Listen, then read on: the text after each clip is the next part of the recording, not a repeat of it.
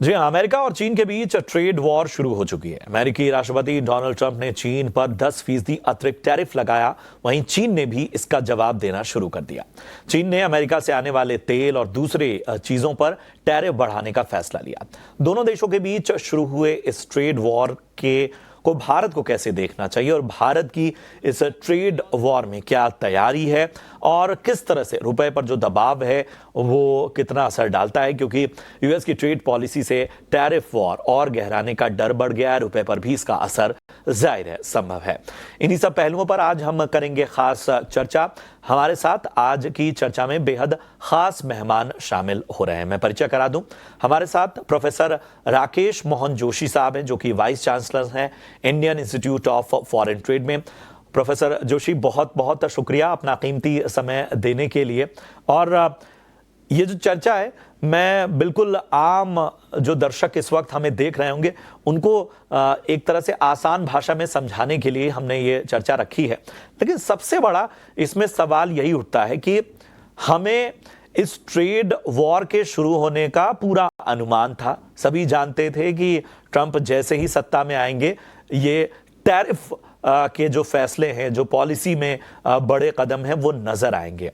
ऐसे में सबसे बड़ा सवाल यही उठता है कि ट्रंप के इन फैसलों के पीछे की असल वजह क्या है, वो फैक्टर्स क्या हैं जो हमें देखने चाहिए। और अब जाहिर सी बात है उसके संकेत इस बात में भी छुपे हैं कि make America great again, America first, ये तमाम स्लोगन और उनके पहले टेन्योर में भी जो उनका रुख रहा है उसका अंदाजा लगाया जा सकता है। तो हमें जरा बताएं कि इन बड़े और कह सकते हैं कि ट्रेड वॉर को गहराने वाले फैसलों की वजह आखिर है क्या? बहुत बहुत धन्यवाद प्रशांत जी। ये आपने एक बहुत ही समसामयिक टॉपिक आज लिया है और ये मेरे ख्याल से बहुत ही इंटरेस्टिंग है हमारे लिए समझना। आप देखिए कि डोनाल्ड जे ट्रंप सत्ता में आए उस परिस्थिति में जब अमेरिका की बेरोजगारी रेट वहां पे बढ़ रही थी, अमेरिका की आर्थिक स्थिति ठीक नहीं है और उसके अतिरिक्त थोड़ा सा आप देखिए कि उन पे बहुत प्रेशर था डोमेस्टिक पब्लिक का कि किसी तरह से रोजगार बढ़े, इकोनॉमी में हुआ है। तो इकोनॉमिक्स के अंदर आप देखिए कि शुरू के अंदर बिफोर ट्रंप के सारे प्री पोल जितने सर्वेज थे अमेरिका के, बता रहे थे कि 39 to 45% तक वोटर्स ने उनको इसलिए वोट दिया कि वो अर्थव्यवस्था में सुधार करेंगे। अच्छा, ट्रंप ने कभी अपने शब्दों को, मतलब ही never minced his word in saying कि America, he want to make America great again. तो अमेरिका ग्रेट अगेन का मतलब है, पहले तो आप ये मान चुके हो कि America is not great, America has lost his greatness, so he has to great it again. Trump का जो प्लान है वो उन्होंने बड़ा क्लियर किया पहले से कि ही लव्स टैरिफ। उन्होंने शुरू से कहा ही लव्स टैरिफ। तो विश्व की अर्थव्यवस्था में या अर्थशास्त्रियों का अभी तक ये मत था कि टैरिफ बढ़ाने से देशों की it does not add value to the countries and therefore all trade theories came, सारी ट्रेड थ्योरी इसके ऊपर आई कि टैक्स नहीं होना चाहिए, मतलब टैरिफ नहीं होना चाहिए, इंपोर्ट टैरिफ कम से कम। 1945 के बाद में जब ये IMF एंड यूनाइटेड नेशंस और उसके अंदर गेट आया एक, तो उसका सबसे पहला था कि हम टैरिफ्स को घटाया जाए। तो टैरिफ बहुत कम हो गए, मतलब टैरिफ आप देखिए कि अमेरिका का ऑन एन एवरेज 4% से भी कम अब टैरिफ हो गया है। सारे देशों ने टैरिफ कम की ओवर द पीरियड। 95 के बाद WTO के एग्जिस्टेंस में आने के बाद उनके दो विशेष मुद्दे थे। एक कि टैरिफ को कम किया जाए, so reduction of tariff gradually. So उन्होंने बहुत उसमें बड़े कॉम्प्लेक्स फार्मूलाज पे काम किया। और उनमें एक चीज और थी कि मोस्ट फेवर्ड नेशन का एक प्रिंसिपल जो है वो अडॉप्ट किया गया। तो मोस्ट फेवर्ड नेशन के अंदर एक country can have a single tariff on all countries, so countries can not be differentiated on the basis of tariffs. Trump ने एक नया वो लेके आए हैं उन्होंने, मतलब उसमें पूरी अर्थव्यवस्था को, अर्थशास्त्रियों को और पॉलिटिशियंस को इस समय उनके फैसलों से लगभग ऑफ बैलेंस कर दिया है और लोगों को ये समझ में नहीं आ रहा है कि उनकी अर्थव्यवस्था को पटरी में लाने के लिए क्या किया जाए। ट्रंप सेज की बहुत सारी थ्योरी है, उसमें एक थ्योरी जो सबसे इंपॉर्टेंट है वो है कि mercantilistic theory. No, mercantilistic theory is traditionally centuries old. तो उसका मतलब था कि आप एक्सपोर्ट ज्यादा करें, इंपोर्ट कम करें, एक्सपोर्ट ज्यादा करेंगे तो आपके पास फॉरेन एक्सचेंज आएगा, सोना आएगा, एंड यू बिकम रिच। तो उन्होंने कहा कि जिस देशों के साथ उनका व्यापार घाटा ज्यादा है, जिनके साथ घाटा है, उन पे वो टैरिफ लगाएंगे। अमेरिका के सबसे बड़े ट्रेड पार्टनर अमेरिका के सबसे बड़े ट्रेड पार्टनर इस समय है कि कनाडा, मेक्सिको एंड चाइना। तो उन्होंने इसीलिए उनको सीरियल से टारगेट किया। कनाडा और मेक्सिको उन पे 20-25% और चाइना के ऊपर 10%। अभी आप देखिए, लेकिन ये बड़ी कॉम्प्लेक्स सिचुएशन है कि एफटीए का जो प्रिंसिपल आया, फ्री ट्रेड एग्रीमेंट, जहां पे उसका बेसिक प्रिंसिपल ये है कि दो कंट्रीज के बीच में there is zero import duty.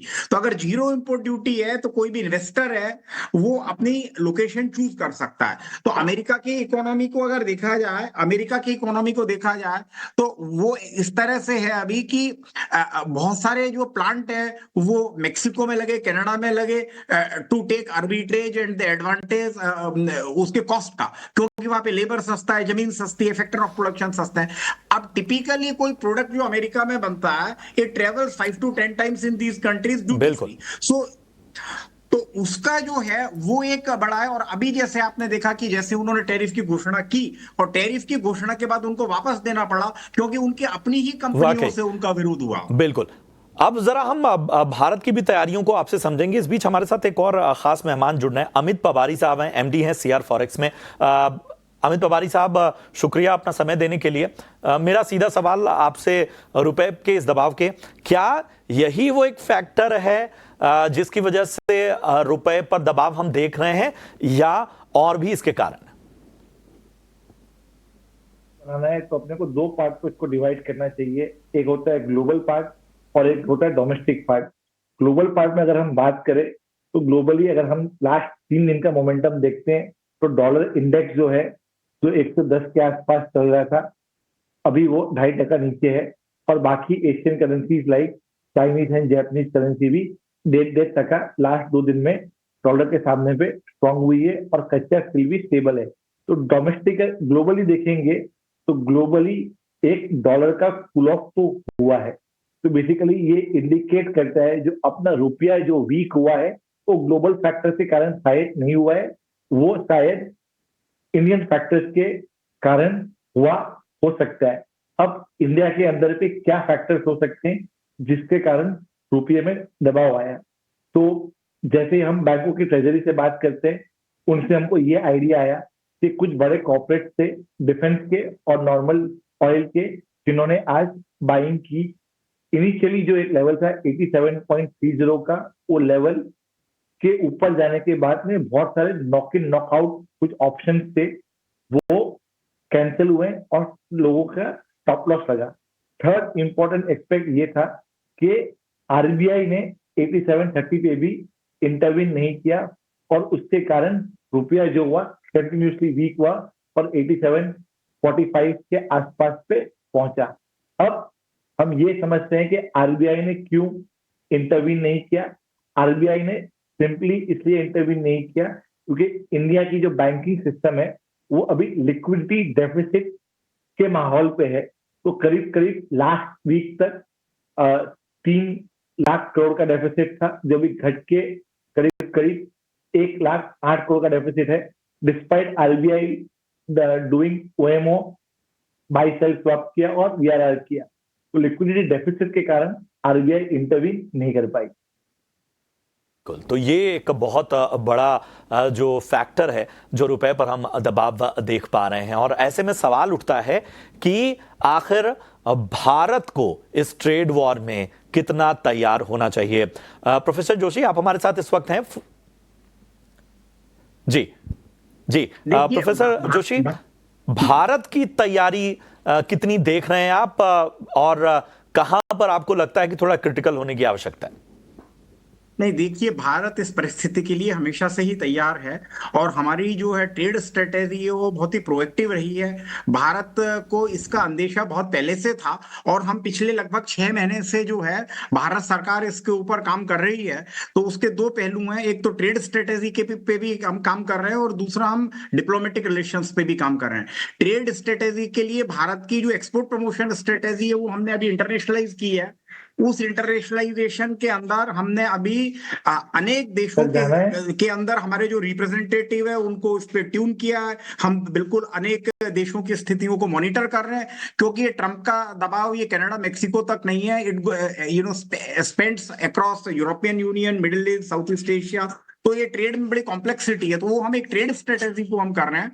और डिप्लोमेटिकली भी आप जैसा कि सुन रहे हो कि हमारे प्रधानमंत्री जी का भी वहां पे एक विजिट होने वाला है, तो वो डिप्लोमेटिक स्तर के ऊपर भी हम उसको कर रहे हैं। अब उसमें तैयार करने के लिए क्या कि we are identifying the products जो जिससे अमेरिका के अंदर जिसका आयात और निर्यात होता है, प्रोडक्ट वाइज उसके ऊपर क्या इंपैक्ट पड़ेगा, उसमें कौन से टैरिफ बैरियर हो सकते हैं, कौन से नॉन टैरिफ बैरियर हो सकता है, उसमें प्रोडक्ट डाइवर्सिफिकेशन, मार्केट डाइवर्सिफिकेशन की क्या स्ट्रेटेजी हो सकती है, और प्रोडक्ट वाइज जो है उसके क्वालिटी के ऊपर भी ये एक दबाव पड़ सकता है। हम भी इस तरह के अंदर कुछ प्रोडक्ट्स ऐसे हैं, क्योंकि अमेरिका का इंटरेस्ट भारत के अंदर जैसे उनके एग्रीकल्चर प्रोडक्ट्स में है,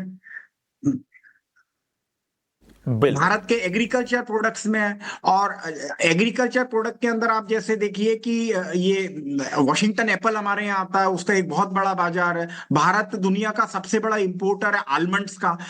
आलमंड्स के अंदर हमारा कम से कम जो है 65-70% शेयर अमेरिका का है। तो बहुत सारी और टेक्निकल बहुत सारी चीजें जिसमें, लेकिन भारत का अमेरिका के साथ एक ट्रेड सरप्लस है, अमेरिका का हमसे ट्रेड डेफिसिट है। और आपने अभी के बजट में देखा कि हमने कुछ रैशनलाइजेशन किया है ट्रेड को, तो रैशनलाइजेशन में हमने कुछ चीजों की इंपोर्ट ड्यूटी घटाई है। इंपोर्ट ड्यूटी घटाने के दो फायदे, नंबर वन की एक इनपुट्स जो है हमारे प्रोडक्ट्स को जो डोमेस्टिक बाजार के लिए या एक्सपोर्ट बाजार के लिए उसमें कॉस्ट कॉम्पिटिटिवनेस मिलेगी। एक हमने इन्वर्टेड जो टैरिफ स्ट्रक्चर था उसको भी हमने एड्रेस किया है। इसका मतलब ये है कि जो रॉ मटेरियल के ऊपर ज्यादा इंपोर्ट ड्यूटी थी, फिनिश प्रोडक्ट्स पे कम थी, तो क्या है कि फिनिश प्रोडक्ट बाहर से आ रहा था, तो उससे इसमें हमको मदद मिलेगी। और उसके साथ साथ हम एक अमेरिका से एक लिमिटेड ट्रेड एग्रीमेंट की भी बात कर रहे हैं, सर्विसेज सेक्टर की हम उनके साथ बात कर रहे हैं, क्योंकि भारत एक बहुत बड़ा सप्लायर है सर्विसेज का अमेरिका को। हमारे बहुत सारे लोग अमेरिका के अंदर रहते हैं। अमेरिका जो है हमारे लिए लगभग सबसे बड़े सोर्सेज के अंदर से फॉरेन एक्सचेंज रिमिटेंस के लिए तो हमारे बड़े गहरे संबंध है। और पॉलिटिकली अगर अमेरिका के संबंध यूरोपियन यूनियन से थोड़े से सख्त होते हैं, अमेरिका और चाइना का ट्रेड वार तो किसी से छिपा नहीं है, तो इसलिए इन्वेस्टमेंट के लिए और ट्रेड के लिए अमेरिका को एक थर्ड पार्टनर चाहिए। और उसके लिए भारत अपने आप को खड़ा करने में एक महत्वपूर्ण भूमिका निभाने के लिए बिल्कुल तैयार है। शायद आपने अभी बजट में शायद देखा, इस हमने चर्चा NSA का इससे बेहतर निचोड़ कुछ नहीं होगा कि जो क्राइसिस होती है उसमें कहीं ना कहीं भारत ने की जो तैयारी है वो किस तरह से काम आती है, उसका साफ तौर पर इंपैक्ट हमें आने वाले दिनों में देखने को मिल सकता है। लेकिन पवारी साहब, अगर चल अच्छा पवारी साहब हमारे साथ नहीं है, इन सब के बीच में जैसा मैंने कहा कि इस पूरी चर्चा का मकसद यही था कि हम आपके सामने एक खाका पेश करें, एक निचोड़ पेश करें। तो क्या बातें निकल कर आई वो मैं फटाफट से आपके सामने रख देता हूं। ठीक है, ट्रेड वॉर की चिंताएं बढ़ रही हैं निश्चित तौर पर, लेकिन भारत की तैयारी भी इसके लिए पुख्ता है। जाहिर सी बात है कि एक क्लोज निट जो दोस्ती रही है और खास तौर पे ट्रेडिंग के लिहाज से जिस हिसाब से लगातार भारत एक बड़ा विकल्प, भारत की जमीन बड़ी बड़ी कंपनियों के लिए एक बड़ा मौका बनती जा रही है। और बहुत से मौकों पे जाहिर सी बात है चीन के विकल्प के तौर पर भारत को देखा जा रहा है। और हम सभी जानते हैं कि अमेरिका, प्रोफेसर जोशी, साफ तौर पर कम से कम ट्रंप को एक ऐसे लीडर के तौर पे देखा जाता है जो बिजनेस प्रो हैं, जो जिनका झुकाव जो है वो कारोबार की तरफ बहुत ज्यादा है, और यही वजह है कि वो डिसीजन लेते हैं। ऐसे में हमें अब अपनी स्ट्रेटेजिक जो पार्टनरशिप है, क्योंकि मुलाकात पर भी काफी निगाहें रहेंगी, हालांकि हम सभी जानते हैं कि ये तो एक पहला दौर होगा मुलाकात का, इसके बाद बहुत सी चीजें आएंगी जाएंगी। क्या फोकस होना चाहिए भारत का, और जाहिर सी बात है अपने आप को और ज्यादा बेहतर पोजीशन में लाने के लिए? देखिए, एक अगर आप ट्रंप का पिछले 10 दिन का आप काम करने का तरीका देख रहे हैं तो टैरिफ आएंगे कि नहीं, कब इंप्लीमेंट होंगे, कितने इंप्लीमेंट होंगे, ये एक कांस्टेंट चर्चा का विषय रहेगा। लेकिन एक तो ट्रम्प की स्ट्रेटेजीज को हमारे लिए मॉनिटर करना बहुत जरूरी है एवरी डे के बेसिस के ऊपर कि what is happening, and more than that ये दोनों कैसे खत्म हुई प्रॉब्लम इनकी कनाडा की और इसकी, ये negotiation. Now he as a business person is going to be very very tough negotiator like the last time, and the whole thing will come on give and take। आप कुछ दीजिए और कुछ लीजिए, जैसे उन्होंने कनाडा के साथ किया या मेक्सिको के साथ किया, जहां पे उन्होंने कुछ फौज दी, कुछ पैसा दिया। The same thing is asking for giving Ukraine the military assistance. अगर आपको क्रिटिकल मिनरल दे दो, ट्रेड के अंदर क्रिटिकल मिनरल एक बहुत इंपॉर्टेंट चीज है, क्योंकि आईसीटी के अंदर क्रिटिकल मिनरल्स ऐसे जैसे कोबाल्ट है, निकिल है, यूरेनियम है, इन चीजों की बहुत प्रॉब्लम है। और ये एक्चुअली क्या, बहुत सारी चीजें, कॉपर है जो कि ये चिप मैन्युफैक्चरिंग में काम आती है, क्रिटिकल मिनरल का रिसोर्सेज और स्पेशली उसकी processing capability 65 to 85% for most thing वो चाइना के पास में, तो वहां से वो इसको चेंज करना चाहेंगे। एंड क्योंकि क्रिटिकल मिनरल अमेरिका में है नहीं, तो ये looking for critical minerals eight other places. Bharat का इसमें सबसे बड़ा रोल ये है कि Bharat can be a great partner, and Bharat is going to be a very diplomatic partner, and we also need to find out the ways where India can negotiate, और उसके अंदर हम negotiation के अंदर हम विचार कर रहे हैं कि क्या किया जाए। और India is also preparing at the top level to negotiate the top bureaucrats and the politician for negotiation। तो मुझे लगता है कि आने वाला जमाना जो है, और मतलब ट्रम्प का जो कार्यकाल है, अगले 3-4-5 साल, आप 4 साल देखेंगे कि आपको ये लगेगा कि we also have to be prepared। Number one, the preparedness always pays in war, and क्या बात there है, is no बहुत difference बहुत between बेहतर it। सर।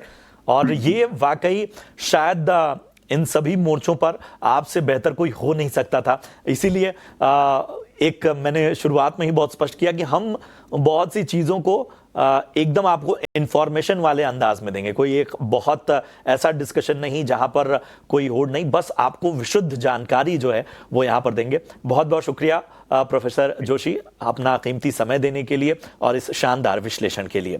चलिए, इस चर्चा में यहां पर इतना ही, लेकिन अब कुछ और अहम खबरों की ओर भी बढ़ते हैं और बात अब बाजार की करेंगे। तो बाजार में शुरुआती दौर में आज मजबूती नजर आई, लेकिन बाजार बंद होने तक निफ्टी और सेंसेक्स लाल निशान में बंद हुए। हालांकि निफ्टी एक दायरे में रहा, लेकिन कैसा रहा दिन भर एक्शन, अंश भीलवाड़ से जानते हैं। जी अंश। तो 2 सेशन की लगातार खरीदारी के बाद निफ्टी हमें लाल निशान में बंद होता हुआ नजर आया। हालांकि बिग वाली ज़्यादा गहरी नहीं थी, तो यहाँ पे एक प्रॉफिट बुकिंग बनता हुआ नजर आया। वहीं अगर दूसरे ब्रॉड इंडिसेस की बात करें तो दोनों ही मिड कैप और स्मॉल कैप भी हमें हरे निशान में बंद होते हुए नजर आए। अब अगर सेक्टोरल इंडिसेस की बात की जाए तो निफ्टी मेटल का ये दूसरा सेशन था लगातार खरीदारी का, साथ ही साथ इंडेक्स ने 1 वीक के हाई लेवल को भी छुआ।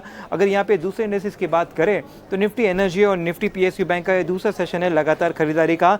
पीएसयू बैंक इंडेक्स ने दरअसल 2 वीक के हाई लेवल को भी छुआ है। अब अगर यहाँ पे हम फार्मा इंडेक्स की बात करें तो इसमें भी हमें अच्छी खरीदारी दिखी। इंडेक्स ने 1 वीक के हाई लेवल को छुआ, साथ ही साथ ये तीसरा सेशन है जब हमें लगातार खरीदारी नजर आई है। निफ्टी बैंक की बात की जाए तो यहाँ पे भी हमें अच्छी खासी खरीदारी बनती हुई नजर आई। अब अगर सेक्टर लूजर्स की बात की जाए तो निफ्टी रियल्टी ने एक्चुअली आज इंट्राडे में 3 वीक हाई लेवल को छुआ था, लेकिन गेन्स को ज़्यादा देर होल्ड नहीं कर पाया और लाल निशान में आके बंद होता हुआ नजर आया। तो एफएमसीजी भी आज प्रेशर में रहा और ये तीसरा सेशन है लगातार बिकवाली का। तो ओवरऑल देखा जाए तो काफ़ी मिले जुला सेशन रहा है आज का। अंश आपका इस अहम जानकारी के लिए। अब बढ़ते हैं अपने